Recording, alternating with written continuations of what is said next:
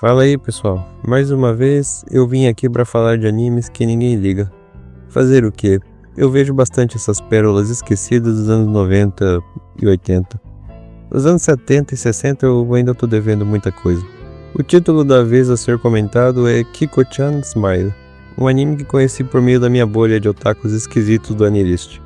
Felizmente.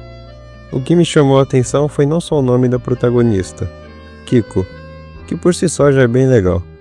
Infelizmente a Kiko daqui não usa um uniforme de marinheiro, mas também o que me chamou a atenção foi o design da mesma. Eu vi essa menina com pose de gangster e sabia na hora que precisava assistir isso.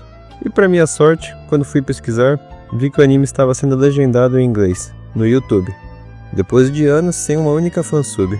Sendo assim, senhoras e senhores, chegou a hora de descobrirmos se Kiko-chan Smile é bom ou não. Me acompanhe nesse vídeo e lhes direi a resposta. Lançado na revista focada no público feminino adulto, Beloved, de autoria da Kodansha, até que enfim algo que não é da Shogakukan, o mangá de Kiko-chan foi serializado entre os anos de 1991 a 2001, acumulando 5 volumes. O autor em questão é o Tsubasa Nonura, que tem poucos títulos publicados, mas ele possui um mangá de assustadores 37 volumes, provavelmente o trabalho mais famoso dele. O mangá de Kiko foi então adaptado para um anime de 51 episódios em 1996. A animação ficou a cargo do Magic Bus, um estúdio fundado por Satoshi Dezaki, irmão do Osamu Dezaki, em 1972. O Magic Bus começou fazendo trabalhos de assistência para outros estúdios, e apenas nos anos 80 ganhou autonomia, produzindo OVAs e filmes, geralmente com temas adultos. Pelo que parece, nos anos 90, o estúdio buscou novos ares, produzindo obras mais light. Por isso mesmo, Kiko-chan é voltado para as crianças. Isso se deve porque nos anos 90, com a crise da bolha financeira do Japão, se tornou mais arriscado produzir OVAs, já que o poder de compra da população diminuiu, enquanto que na TV havia publicidade e um alcance maior. Mas isso é assunto para outro dia. Voltando a falar do anime, na história acompanhamos o dia a dia de Kiko Ninomiya. No mangá o sobrenome dela é Shinomiya, não me pergunte por que mudaram, eu também não sei. Que é uma criança de apenas 4 anos, que compensa sua falta de falas com muita inteligência e também previsibilidade.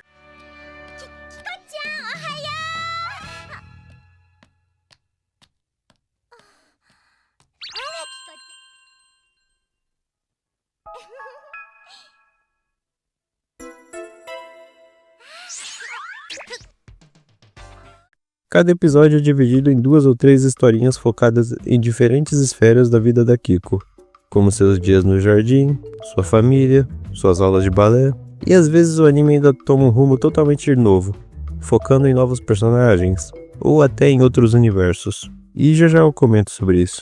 O tom do anime é Slice of Life, mas com uma pitada de caos e fantasia, tipo, logo no primeiro episódio, a Kiko adota um gato, que na verdade é um anjo da guarda que veio do espaço para proteger os humanos, e agora ele se vê no dever de ajudar a Kiko sempre que possível. E apesar disso, temos episódios pé no chão, como os focados na professora do jardim, Megumi, uma personagem recorrente, estando presente na maioria das histórias. Ela conta com vários tropes, tipo, ela ama crianças, mas não sabe lidar com a Kiko, ela odeia cenouras, tem um crush no professor Naoki, e possui uma rival no tênis, chamada Dojima Shoko, que vez ou outra aparece para tentar roubar o Naoki da Megumi.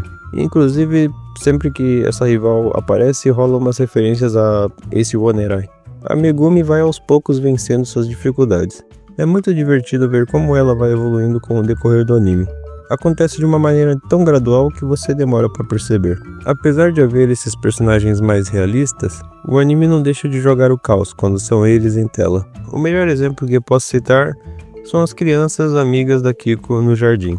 Elas direto geram, ou acabam participando sem querer, de umas confusões grandes, principalmente a Saori, a patricinha que sonha em ser atriz e é uma autoproclamada rival da Kiko, pois a Kiko sempre rouba os holofotes dela. Já as outras crianças como Masakado, Mamoru, Madoka, Shizuka e Sayaka são mais tranquilas. Em outras palavras, elas possuem menos identidade e geralmente só reagem aos eventos. Também vale mencionar o ladrão Lapan, um esporádico antagonista que sempre consegue enganar a polícia, mas nunca escapa da sagacidade da Kiko. É muito legal quando ele tá em tela, principalmente quando ele se disfarça de outra personagem e sai por aí zaralhando tudo.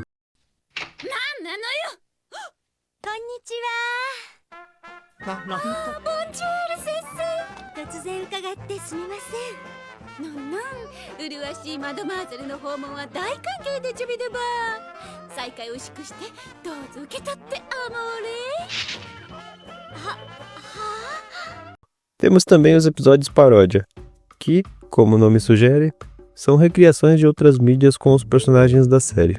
São um dos quadros que mais gosto, por causa da liberdade que os roteiristas recebem. Tem até um episódio referenciando Space Battleship Yamato, e isso é sempre bem-vindo pra mim. Vendo todo esse lado criativo, dá pra perceber que Kiko-chan é um anime bem extravagante. Mas mesmo assim ele ficou desaparecido por anos do público, e só agora recebeu uma tradução feita por fã. E isso tem um motivo. Após sua exibição inicial na TV TBS do Japão, um VHS contendo apenas 9 episódios do anime foi comercializado, além de umas merchandises que hoje em dia devem valer ouro.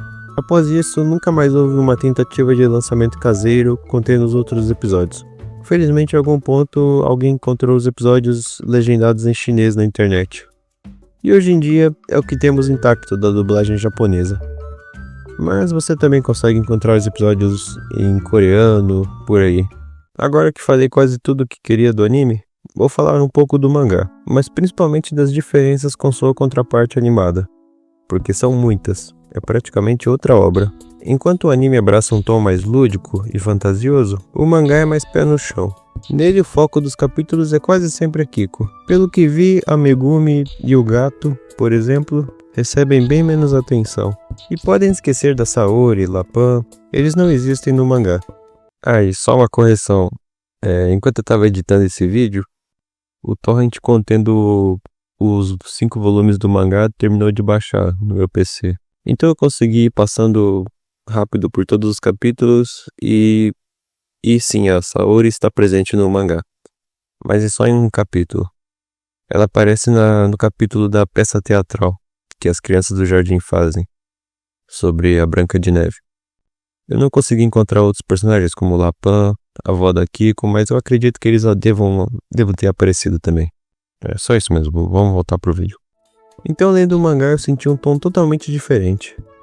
É algo muito mais controlado e calmo, embora mantendo quase sempre o mesmo foco. Fazendo uma analogia para vocês entenderem, seria como assistir Saikikusu sem o Nendo e o Kaido brotando toda hora. A gente apenas veria o Saiki usando seus poderes e alguns figurantes reagindo de vez em quando. Meu palpite para essa mudança é que, como o mangá demorou muito para terminar, inclusive encerrando 3 anos mais tarde que o anime, a staff teve que se virar com o que tinha e ir experimentando novas histórias até encontrar o melhor caminho. Felizmente eles receberam o aval do autor para terem mais liberdade. Olhando agora os primeiros episódios, eles adaptam fielmente algumas histórias do mangá, mas a partir do episódio 5, mais ou menos, começam a surgir novas aventuras. Eu não li todo o mangá para fazer esse vídeo, mas comparando as duas versões, eu prefiro a do anime. Esse lado cartunesco é mais atraente para mim. Gosto de quando a comédia não fica presa só a um tipo de piada, e joga referências, quebra a quarta parede, junta vários personagens, esse tipo de coisa. A direção de Kiko-chan colabora bastante para isso. Às vezes ela é mais simples, só que do nada ela toma umas decisões meio inusitadas. Tipo, no episódio 41 tem do nada uns 3 postcard memories seguidos, que é uma técnica usada pelo Osamu Dezaki, diretor de Ashita no Joe e Rosa de Versalhes, para dar mais impacto às cenas. Com isso eu quero dizer que assistindo Kiko-chan, você percebe que as pessoas por trás do anime gostavam do que faziam. Elas tinham vontade de brincar, de serem mais criativos, e isso é sempre bem-vindo na mídia de anime. É o que faz a obra se destacar das demais. E fora que os personagens exclusivos são carismáticos, todos recebem a devida atenção. Então no final do anime você acaba sentindo falta deles. Falando sobre o final, eu vou comparar o encerramento nas duas versões, porque aí vai ficar mais claro as diferenças de tom, e também porque eu tenho coisas a dizer sobre eles. Se você não gostar de spoilers, pule para essa parte do vídeo. No mangá, o último capítulo é sobre o fim de ano, na virada do século 20 para o 21, e a Kiko tentando virar a noite para poder ver esse evento raríssimo, o que é uma piada recorrente, pois ela sempre acaba pegando no sono antes de ver o ano novo, mas dessa vez ela vai se empenhar. Ela toma banho gelado, pinga colírio nos olhos, dá tapinha nas bochechas e desacorda 8 horas da noite. Então ela desperta no dia seguinte, vendo o primeiro amanhecer do século XXI. E o narrador encerra a obra desejando um maravilhoso novo milênio para os leitores. Agora vendo a versão do anime.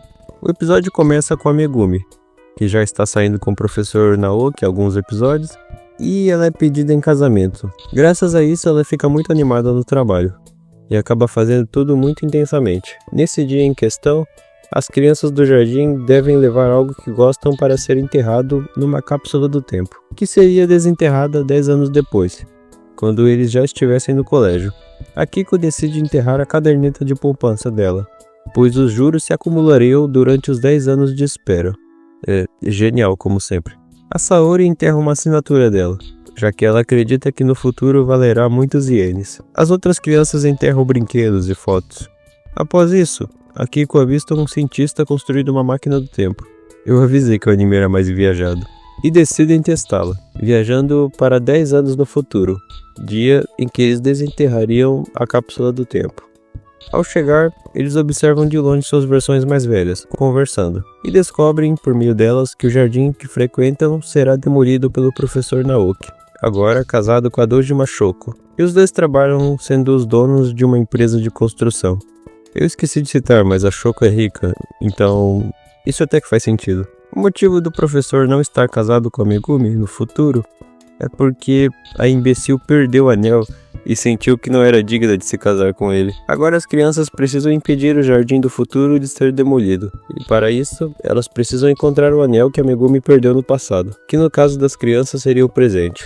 Felizmente o efeito borboleta não existe nesse universo, porque elas fazem umas 4 viagens, mas de alguma forma a linha do tempo continua intacta.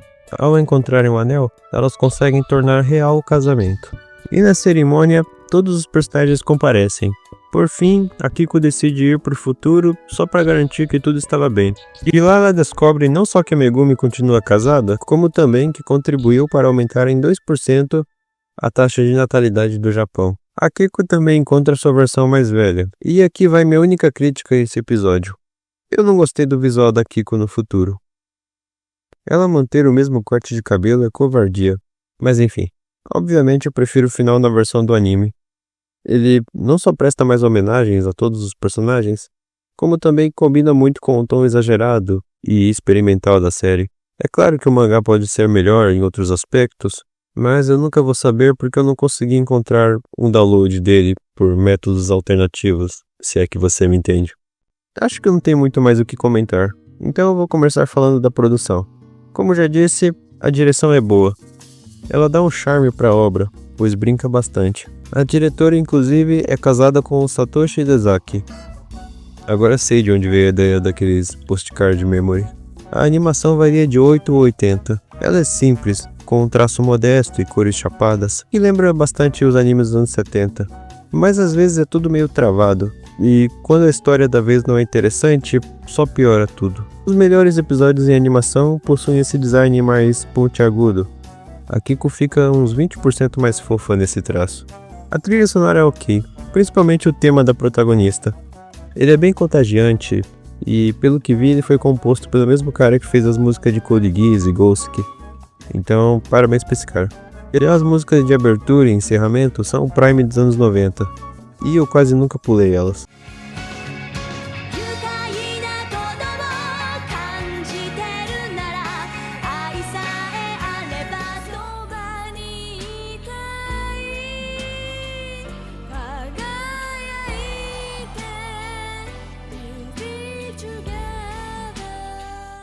O trabalho de seiyuu é muito bom, como sempre. A dubladora da Kiko, Satsuki Yukino, era novata quando dublou.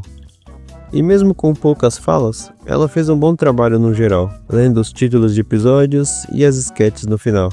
Eu quase esqueço de falar, mas todo final de episódio tem um quiz aleatório. Alguns envolvem conhecimento de língua japonesa, então eu praticamente só acertei os de encontre o erro.